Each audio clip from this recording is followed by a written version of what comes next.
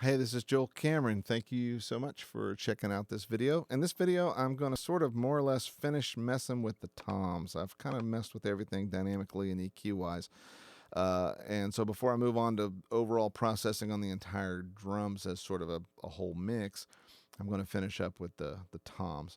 So I've got little section of rhythm here that has the tom fill, so it plays over and over again. Hopefully it won't drive you nuts, but it allows us to hear the toms a lot. So this is how they sound right now. They don't sound bad. However, if you listen to them soloed, you can tell they're pretty radically different for one thing.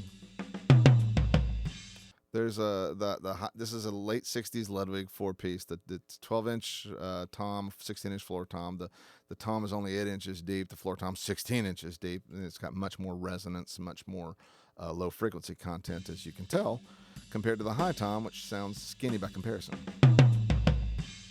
So the first thing that I generally want to do is to add some weight or some mass dynamically to the sound, because right now the high tom particularly, the attack itself is such a strong part of the sound. I want to contain some of that, so I'm going to use compression with a pretty fast attack to grab the transient a little bit.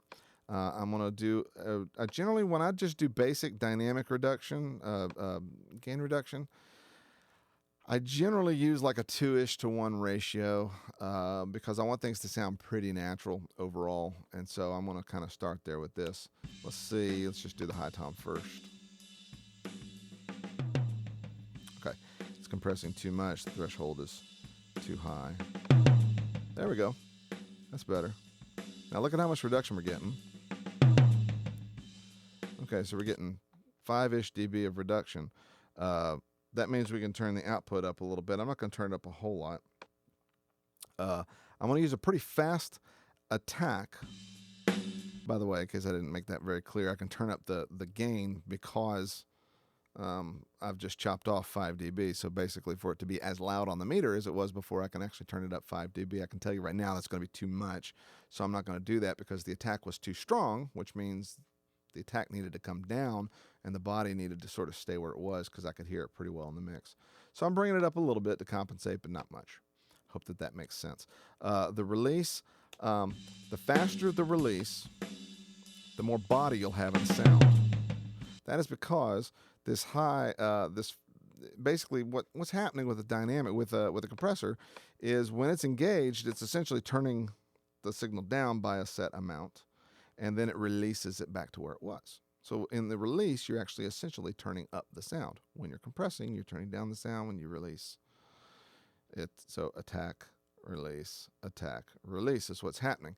So I want a fast attack to grab the transient, but as soon as the transient's gone, I want to release it quickly so that I can listen to the sustain of the drum. And that gives the impression of a larger, more toneful drum, because the attack, which is a high frequency, has a high frequency content primarily. If that's contained, then there's overall more low frequency content in the drum. So just by compressing it quickly and releasing it quickly, I'm actually making it sound more larger or bigger. Check it out.